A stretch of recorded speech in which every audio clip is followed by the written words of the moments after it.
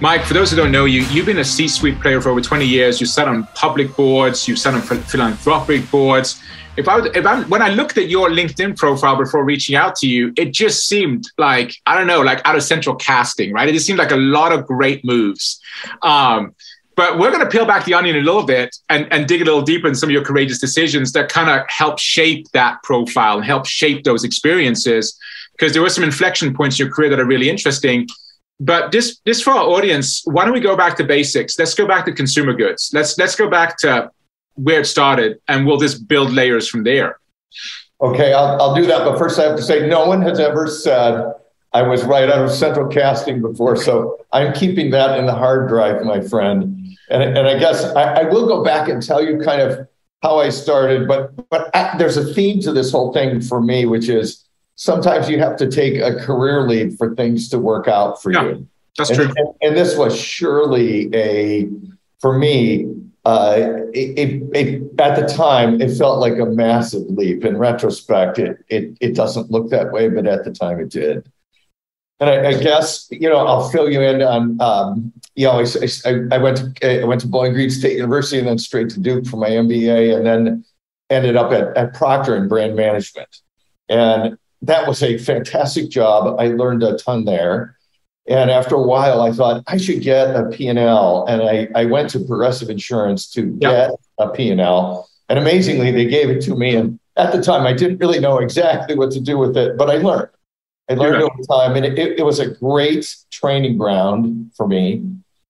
And after about 6 years at Progressive, I did the whole brand manager thing at Procter. I can do laundry better than anybody you know. Yeah, I hear those programs are really in depth. They're great foundational places to start, right? Super foundational. I had some great trainers. And then an old Procter boss got me to go to James River Paper Company. And I learned a lot about bath tissue and paper towels. And that was a really good job. But then that ended when a new management team came in, and I wasn't sure what to do. And I lived in Connecticut at the time and didn't want to move. And so I took a job at a smaller private equity backed business. And that didn't work out very well for me.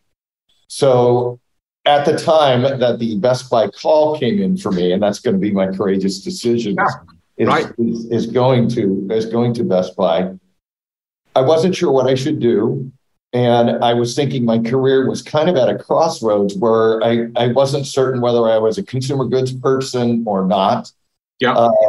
And I wasn't sure the next path, but I was certain that the next job was going to be a make or break kind of move for my career. My impression is that you like consumer goods though, right? It was something you had a lot of success in consumer goods. I love consumer goods. I actually love the whole marketplace fighting that you have when you're fighting for consumer share. And I like I like understanding what consumers are doing and why, and then moving my company into a space where it can deliver against those consumer needs. Yeah. And I wasn't sure I could do that. And I think that's kind of something I'm not too bad at. And I love the math around it as well, because you can build out very strong analytics and then put cool creative around it and drive the business. And I wasn't sure you could do that in a lot of companies and a lot of industries. And so I wasn't sure what I should do. And I got this call to go be the first, at the time it was head of strategic marketing for Best Buy. And it's going to turn into the CMO job. And man, I lived in Connecticut. The job was in Minneapolis, where I really didn't know anyone. And it was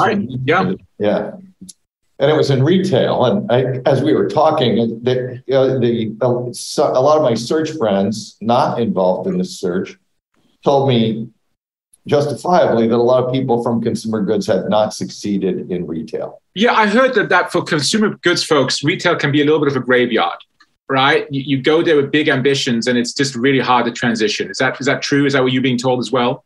Oh, I was told yes. And then I had a lot of names put in front of me of some people I knew that were really quite good and hadn't succeeded. And at the time, there weren't any Best Buys in Connecticut where I lived. I couldn't even drive to any. So I drove to Circuit City, and I think Nobody Beats the Wiz. And you can talk to a lot of people in the store. And I was pretty certain that I would never have the runway or the time to make it work in retail. My vision of what kind of a marketing department should be in retail. It should. Interesting. Okay. And retail does have some great differences. Is you have to make this year, or you have a lot less money for next year. You don't have the luxury. You have to win the short and the long term in retail. Anyways, I was talked in, the search firm talked me into taking the interview, and I went there, I think 3 times, maybe 4, and then I took the job. I took the job with great trepidation because I was nervous that it wouldn't work and I would be stranded in Minneapolis with, not that, and Minneapolis is a great city. I'm not trying to diss on Minneapolis. Oh, right, I get it. Sure. I didn't know anybody, and I thought, geez, and my career will be kind of at a standstill where I am not sure what to do next. And I guess I'll tell you why I did it. Yeah, I'd like to know, please. What overcame those fears? Yeah. I think when I looked at it, I was afraid I wouldn't succeed, and that was the bad side of it. But I also was convinced, one, I thought it was a different type of company than the retailers I had looked at the time in Connecticut.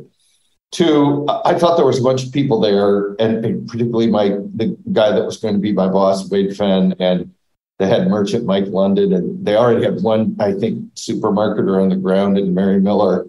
And I thought, I think maybe this will be a chance to do something really unique. And if I want to pause there. This is really interesting. So you could sense that, right? There was something about it that this felt different. Is that correct? And in some ways, it feels like you were betting as much on the jockey as the horse. You were betting as much on the team as you were on the actual concept of business. Is that true as well? I was, and I thought the founder of the company, who was still CEO, Dick Schultz, was also committed to it. And I thought they'll give me time to try out my vision of this. And also when you talk to the people and went in the stores, you could feel the vitality of the model.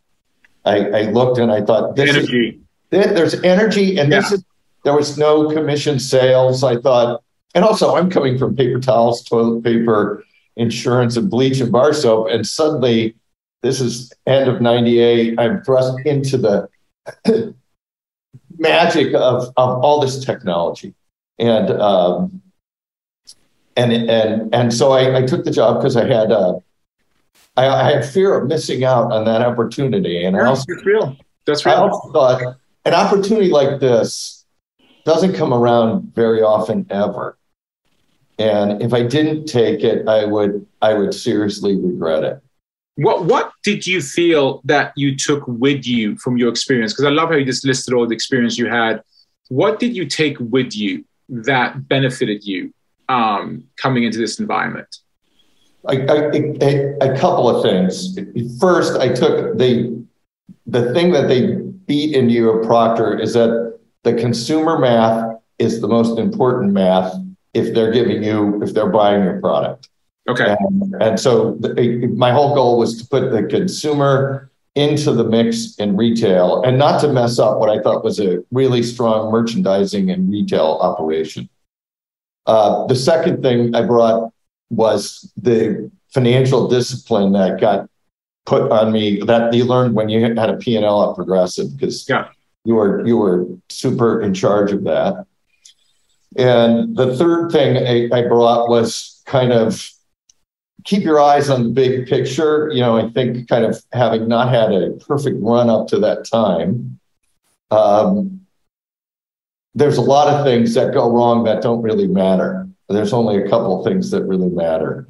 And for me, that was having a chance to work in a company that was going to take off from a growth perspective and do cool stuff. And so it was a lot. Maybe you could call this some maturing. I don't know. But there was I had a lot more patience to let things unspool. And also I realized you don't have to win every fight. Interesting. Okay. Yeah, because in consumer, it's so fast paced, right? You can get data instantly. You can look at trends instantly. Right. You can get pretty fast data in retail too, but I think the thing for me is if people bring you in to build something or change something, you can only go as fast as the company can go. Good point. Yeah. And so and Best Buy was tremendously fast, but if I hadn't had all these other things happen to me, I would have not also understood the retail culture as much. And so I studied the culture because it was a super strong retail culture. And the other thing, when you come from consumer goods, suddenly you're on the other side of the table, and you have different data, and you actually have sometimes faster data. Interesting. Okay. And you are right at the point of sale, so you can see a lot of different things going on with consumers, and I think that allowed me to make the change. And then also I respected a lot what the company was about and the people there, and I'm super grateful for how everybody kind of allowed us to build what we built, because we built and did some really cool stuff. So I love where you're going with this, because you touched on some themes. I'd like to put some names on. Like, number one, you talked about, like, the team, right? So you walked into a team that you felt was really solid, and they were excited about you, and you had support from them. And so that's super important. There was an atmosphere. It seems like Best Buy was hungry. I don't know if we talk enough about this, but it seems like they were hungry for growth, and they were willing to take some bets and try some things. Is that true? That they were willing to? That is true. And they had come off a pretty tough time. I think it was in 1996 or 97. And they brought in a lot of new players, but they still had the core of the folks that had built the company. Yeah. But they were on an innovation and experiment tear, and they were convinced correctly that the model was better for consumers. And so the atmosphere was one where you could create, invent, test, and expand things. So, the whole reward zone, the first loyalty program in retail was there. We built out the whole department. I ended up becoming CMO, and that department, I called it at the time the consumer hub. It was all the marketing we built out. We built out a whole kind of marketing, research, analytics team, CRM team. We had an inside ad agency, and we also had the call centers in there. So we had almost all the consumer kind of facing things that weren't retail.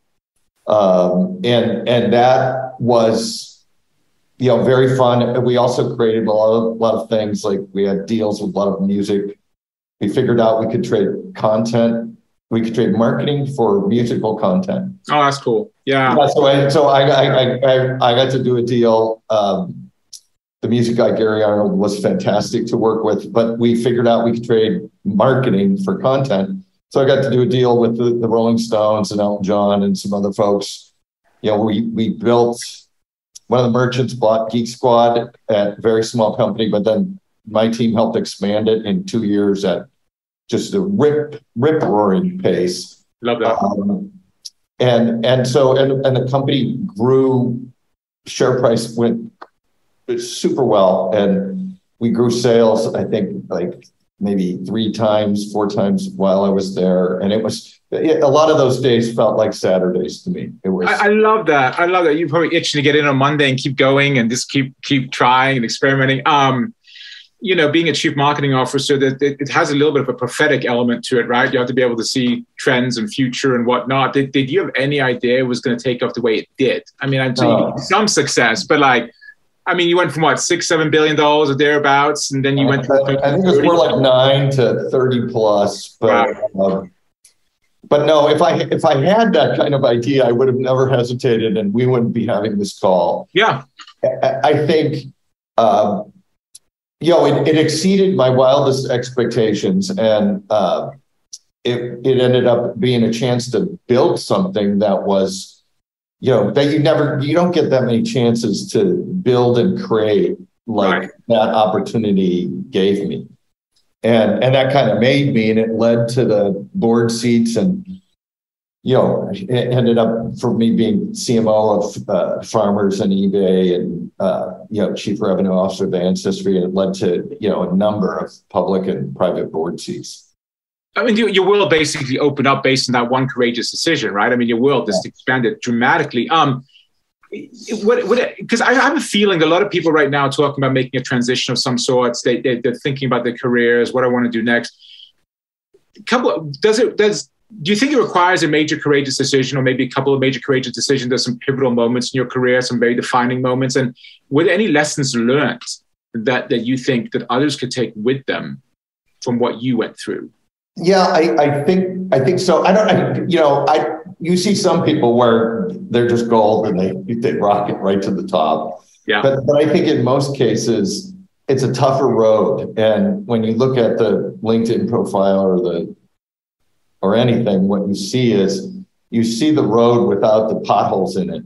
Yeah. And there's a lot of potholes. I'll tell you, for me, I'll go back to why I took this decision, which was I thought I had a chance to build something, to prove that I could change industries, which was something I really wanted to do, that I could bring a customer focus to a company that wanted it but didn't have it, and that I was going to be able to create and build something. And I'll have one aside, that the team that I ended up building, Minneapolis was a great place to build this team because there's so many great companies up there. Yeah. But six of my team there, they went on to be CMOs of something.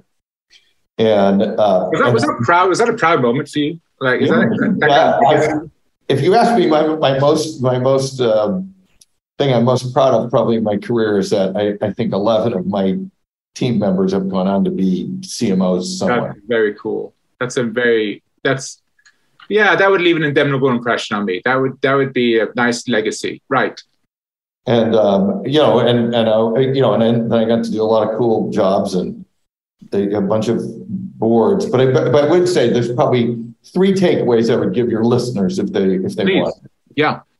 The first is a lot of times success requires you to take a leap or a risk. And that risk, why in retrospect, if it's successful, it always looks super clear. It's not. At least it wasn't for me. I always think when you make a move or you take a job, there's the benefit and the possibilities, and then the tax you pay to do it. And sometimes that tax is the risk of failure or the uncertainty of, is this really going to work for me? Sometimes the taxes you have to move. There's and I always try and weigh the chance to do something unique against the tax, and then make the call. And for me, this obviously worked out, but that's kind of how I weighed it. And then I think the thing that I would encourage folks to do, and I did, was I think through, if I succeed here, what are my proof points that I did do something unique? And that was for me, again, changing industries, learning a whole new business, and a whole new culture and a whole new industry, and then getting to build something from scratch and getting to manage, gosh, I think it was, closing in on, $1 billion in money and 900 people or something. And it was one of those things where you don't get that many chances. And if you don't take them, they probably don't come by as much. And they're super hard to come by. So I would say, if you're going to take the leap, make sure you know what you're buying for your experience, and then take that jump when it makes sense, but recognize the door doesn't get knocked on that often. Do you feel like that because you're in a place of transition yourself, and there was a sense of like, what's next? Should I take it? That you went in there, how can I put this to make sense? You went in there hungry and ready, like all your senses were firing, like you were on fire, like you were fully awake, fully alert, because you were feeling some of that pressure, and that pressure led to some of the successes that you experienced. I think that is a really good point. Yes, I think there's 2 things. One, you're kind of humbled by the fact that you didn't know exactly what to do next in your career. Yeah. So you listen. I felt I listened a lot better. And 2, I it was really clear to me that changing industries required a whole lot of listening and understanding how the culture, the company, and the industry truly operated. I think, and I'll give you an example. I think about half of the stuff I learned at Procter is applicable almost anywhere. And that is foundational to me on the consumer side and the strategy focus and the discipline on execution. The other half works only at Procter. And because Procter is such a fabulously run, disciplined company. And it has its ways and that's built out over time. Knowing the difference between those two was something I couldn't have learned just immediately out of Procter. If I hadn't had the progressive experience, I probably couldn't have succeeded at Best Buy because that taught me that lesson. And so when I got to Best Buy, I was pulling on every lesson I could find to try and understand the business and the industry, why you create and grow what you've been brought in to do.